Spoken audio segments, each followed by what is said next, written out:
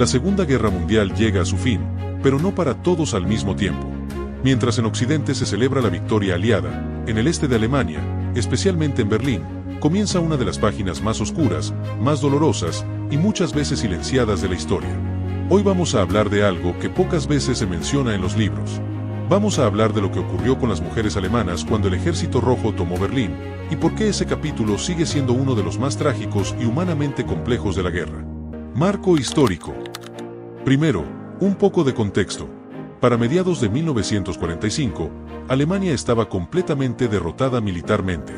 Hitler se había suicidado en su búnker, y las fuerzas soviéticas ya habían entrado en Berlín tras meses de avance brutal desde el este, pero para las mujeres alemanas, el infierno apenas comienza. Detrás de esa marcha final hacia la capital nazi, iba un ejército cansado, herido, lleno de hombres que habían visto morir a millones de sus compatriotas. Soldados que habían perdido familias enteras durante la invasión nazi a la Unión Soviética, y que llegaban a Berlín con sed de venganza, y con órdenes estrictas de no mostrar piedad.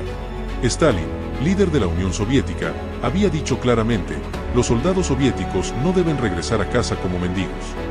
Esa frase, aunque simbólica, fue interpretada por muchos como una señal de que podían tomar lo que quisieran del territorio conquistado. Y eso incluyó a las mujeres alemanas. El horror de los abusos sexuales masivos. Cuando los soviéticos entraron en Berlín, no llegaron como libertadores, sino como conquistadores furiosos. Habían visto a los nazis arrasar su tierra, masacres como la de Babi Yar, el sitio de Leningrado, millones de civiles muertos. Ahora, era su turno de devolver el horror. Y las mujeres alemanas pagarían un precio terrible. Miles de mujeres, jóvenes, ancianas, niñas, fueron víctimas de violaciones en masa. Algunas fuentes históricas estiman que entre 100.000 y 2 millones de mujeres alemanas sufrieron violaciones durante la ocupación soviética, principalmente en Alemania Oriental y en Berlín. Algunas, repetidamente. Niñas de 12 años, ancianas de 80, la violencia no distinguía. Muchas de estas mujeres eran violadas repetidas veces, incluso decenas de veces en cuestión de días. Las violaciones ocurrían en plena calle, en sótanos donde buscaban refugio, en apartamentos abandonados. No importaba la edad, la condición física, si estaban embarazadas o enfermas. Muchas murieron a causa de las lesiones o del trauma. Algunas sobrevivientes describieron cómo los soldados simplemente apuntaban con un dedo a una mujer y le decían, tú. Y eso era todo. Ni resistencia, ni explicaciones. Era la ley del más fuerte. Los relatos de supervivientes describen escenas dantescas, soldados borrachos irrumpiendo en casas, arrastrando a mujeres a sótanos y violándolas frente a sus familias. Algunas se suicidaban arrojándose al río Spree. Otras se cortaban el pelo y se disfrazaban de hombres para pasar desapercibidas.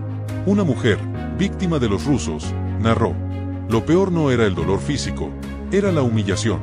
Saber que nadie vendría a salvarte, que tu gobierno te había abandonado. En medio del caos, algunas mujeres encontraron formas macabras de protegerse, buscaban la protección de un oficial soviético de alto rango, convirtiéndose en sus novias forzadas. Otras se escondían en ruinas o se refugiaban en hospitales, donde los soldados a veces dudaban en entrar. En algunas zonas, los comandantes soviéticos colgaron carteles prohibiendo las violaciones bajo pena de ejecución. Pero en la práctica, rara vez se aplicaba. Miles de mujeres quedaron embarazadas. Algunas abortaron con métodos peligrosos. Otras dieron a luz a niños que crecieron siendo llamados los hijos de la vergüenza. Muchos terminaron en orfanatos o fueron ocultados como secretos familiares. Si has llegado hasta aquí, dale like y suscríbete. Tu apoyo es muy importante porque nos permite seguir generando más contenido. Y claro, no olvides suscribirte. Sigamos con el video. Silencio histórico. Lo peor de todo esto es que, durante décadas, esta historia quedó sepultada bajo capas de vergüenza, miedo y política. En Alemania, muchas mujeres no hablaron nunca de lo que vivieron. Algunas porque tenían miedo de ser juzgadas, otras porque sentían que nadie las escucharía. Y en los países soviéticos, el tema era tabú. Hablar de los crímenes cometidos por el Ejército Rojo era considerado casi traición. Hasta hace relativamente poco tiempo, los archivos militares soviéticos permanecían cerrados, y los testimonios directos eran escasos. Después de la guerra, Alemania cayó. Las víctimas no hablaron por miedo al estigma. Occidente ignoró el tema para no manchar la imagen de los aliados. Recién en los años 2000, con libros y documentales, esta tragedia empezó a reconocerse. Fue gracias a investigaciones recientes, diarios personales encontrados y memorias publicadas décadas después, que pudimos conocer la magnitud de lo que ocurrió. Uno de los libros más importantes sobre este tema es Una mujer en Berlín, un diario anónimo escrito por una periodista alemana que relata día a día su experiencia de supervivencia y miedo.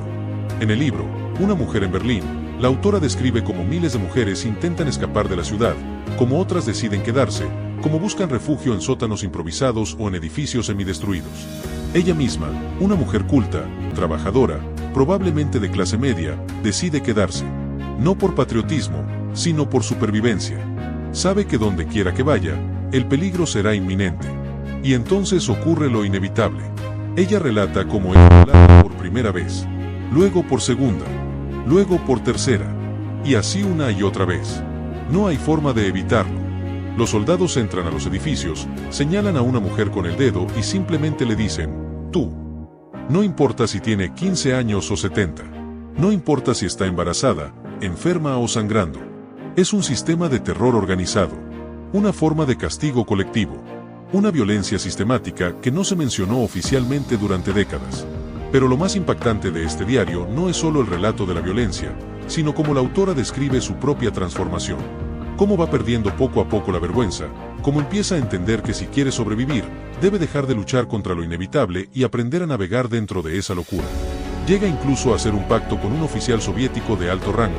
Si ella vive con él y se convierte en su mujer, él la protegerá de otros soldados. Ella lo describe como una especie de contrato de supervivencia, frío, racional y terriblemente humano. La doble victimización. Es importante entender que estas mujeres no solo eran víctimas de la guerra, sino también de la historia. Porque eran alemanas, muchas personas asumieron que eran cómplices del régimen nazi. Pero la realidad es mucho más compleja. No todas las mujeres apoyaron a Hitler. Muchas eran madres, esposas, trabajadoras, algunas incluso habían sufrido persecución dentro de su propio país. Pero eso no importó cuando el Ejército Rojo llegó. Para ellos, eran simplemente mujeres alemanas. Y eso bastó. Consecuencias a largo plazo. Las secuelas de estos abusos duraron décadas. Muchas mujeres quedaron embarazadas tras las violaciones y tuvieron que criar hijos que llevaban el peso de un pasado violento. Otras desarrollaron trastornos postraumáticos, depresiones profundas o simplemente se encerraron en el silencio para siempre. En términos sociales, este episodio marcó generaciones enteras. Hubo quienes jamás volvieron a confiar en los hombres, en los extranjeros o incluso en su propio país. Fue un trauma colectivo que, aunque invisible, sigue presente en la memoria de Europa.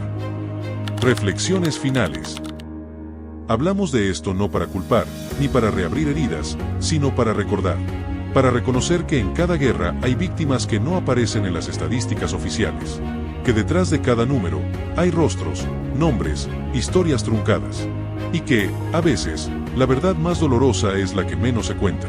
Hoy, cuando vemos imágenes de Berlín moderna, tan limpia, tan ordenada, tan avanzada, recordemos que debajo de esa ciudad hubo un infierno.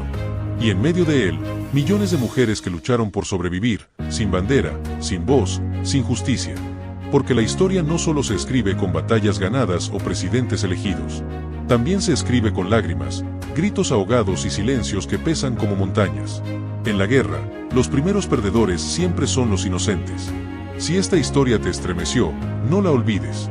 Porque como dijo el filósofo George Santayana, aquellos que no recuerdan el pasado están condenados a repetirlo. Gracias por ver este video. Si te gustó, no olvides darle like, compartirlo y suscribirte para más historias que, aunque no están en los libros, merecen ser contadas. Recuerda, aprender del pasado no es mirar hacia atrás. Es caminar mejor hacia adelante.